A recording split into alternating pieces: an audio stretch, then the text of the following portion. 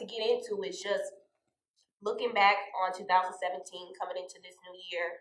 Just what kind of lessons or challenges did you encounter? You know what I'm saying? What kind of things kept you going, or just anything that you've learned from last year to this year?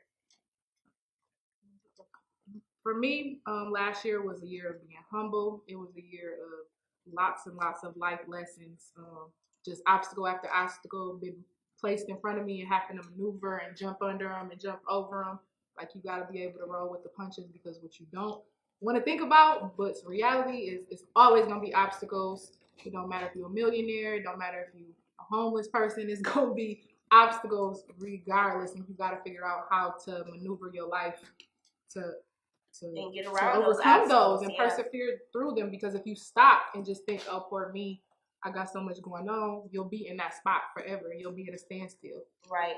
That's how it's been for me too, pretty much. Like, using those obstacles to fuel me and not defeat me. You know what I'm saying? Because, and it's not even like when you run into one problem, even if it's the smallest problem, for me, it's just been one after the other. It's not even the one problem. It's just like, damn, y'all keep showing up.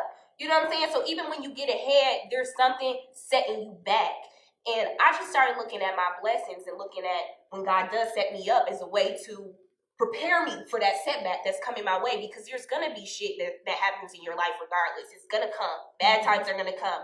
So when they are coming, you know, if I just so happen to got that check, you know what I'm saying? Like, extra. Exactly. And then here comes the problem. I'm not looking at it like, damn, I can't win for losing. I'm looking at it like, you know what I'm saying, God set me up where I could afford this inconvenience. Yeah, I could afford this loss. You know what I'm saying? Whether it be financially, whether it be mentally, emotionally, like, he's brought me through enough that when I have to tackle this giant, you know what I'm saying, it's something that I can overcome. I can get past it. And that's kind of been my struggle. You know, we had a rough last year. It wasn't rough, really. Right, we really being sensitive. We really being sensitive. If anybody had a tough year, it was my bro, and I really commend him on just persevering and sticking to school, to everything he experienced. You want to talk about that? It's a little sensitive, you know. Yeah, it's a little sensitive, but I'm still here. You know, I'm able to walk or whatever. You know, the first day I went down back to school, I was on my way back to school. The very night, I got into a bad car accident, and me being me, I wasn't even thinking about my life, which I should have been. Right. You know, because material things, I had just got a new car.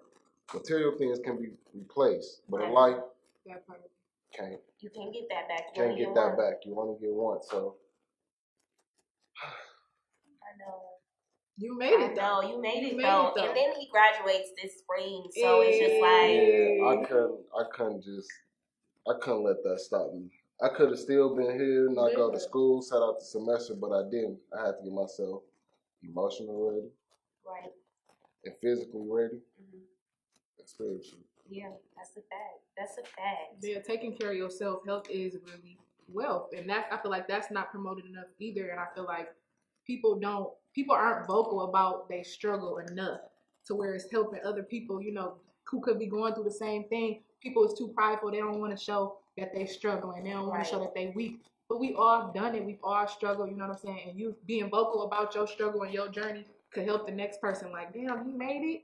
And he went through all of that. Exactly. And I'm tripping about this. I got this. Like, exactly. You need to hear people's stories. Yeah, you definitely do. And not only can you relate to people, like, whether you're Black, white, Latina, you know what I'm saying? We all experience struggles. That's one thing that's consistent amongst all of us. We all experience struggles in our lives, but you also have to be mindful of the fact that some people deal with a struggle more, you know, in a different way than you would. Yeah. You know what I'm saying? So what might be hard for me may not be hard for Raven. Yeah. So when you approach people, you know what I'm saying, with stuff that they're going through, with stuff they're encountering in their lives, be mindful of that. Like, be sensitive to the fact that it might be wearing on them more than it is on you. Right. You know what I'm saying? So I think that's another thing. We're not, like, sympathetic enough for each other. You know what I'm saying? We're like, hey, I do that with kids and all. You know what I'm saying? Yeah, because especially being, I know me being in the Black community, like, you're taught to be strong. You're taught to thug it out. Like, you know what I'm saying? You know, complaining about it ain't gonna do nothing. You taught to just keep going. And I don't feel like it's talked about enough, your mental health, you know, making sure you talking to people, making sure you dealing with those feelings in a healthy way. Like, all that type of stuff is really, it's a major key. It's beauty in the struggle. Yes, it's you need beauty both in of the them. struggle. And I feel like with everything that you go through as far as struggling, you know what I'm saying? Like everything happens for a reason. You know what I'm saying? You Absolutely. struggle in different ways for a reason because, you know what I'm saying, had we not, even at the startup of this whole idea, had we not been, you know what I'm saying, just able to network on our own, we would not have connected with you. You know what I'm saying? So you meet people in the struggle, you know what I'm saying, people who aren't close, aren't your kin, they're not your friends, you know what I'm saying? You connect with people, you go through experiences that toughen you up. So I believe everything that God puts you through, I'm very spiritual. Everything that God's put you through is to set you up, you know what I'm saying? So you have to appreciate it and you have to embrace the struggle. You know what I'm saying? Because once you at the top, it's like, you know what I'm saying? Now? Exactly. What now? Yeah, you just what looking now? back now, like, dang, I made it through all of that. That progress. If you don't, you know what I'm saying? You can look back and say, a year from now, you know what I'm saying? A year from now, I was not here. Like, I was not in this position that I'm in.